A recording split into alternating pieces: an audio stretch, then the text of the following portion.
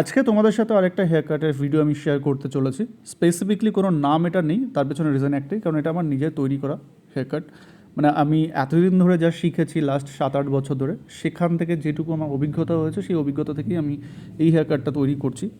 এমন না যে এটা আজকে নতুন তৈরি হয়েছে, এরকম আগেও তৈরি হয়েছে, বাট ভিডিওতে আজকে ফার্স্ট এসছে এটা। তো স্পেসিফিকলি আমায় কোনো নাম জিজ্ঞেস করুন, আমি বলতে পারবো না, কারণ এখনও কোনো রকম নাম আমি ডিসাইড করিনি এটার। তো অবভিয়াসলি গাইডলাইন মেনটেন করে বা যে রুলস রেগুলেশন আছে সেগুলো সব কিছু মেনটেন করেই কাটটা করা। তো এটা ওয়েট অবস্থাতে দেখতে পাচ্ছ, অলরেডি একটা আমাদের লেয়ার ক্রিয়েট হয়ে গেছে। আর এখানে আমি ফ্রন্টে একটু লেয়ার ক্রিয়েট করার চেষ্টা করছি সেখানটায় দাঁড়িয়ে।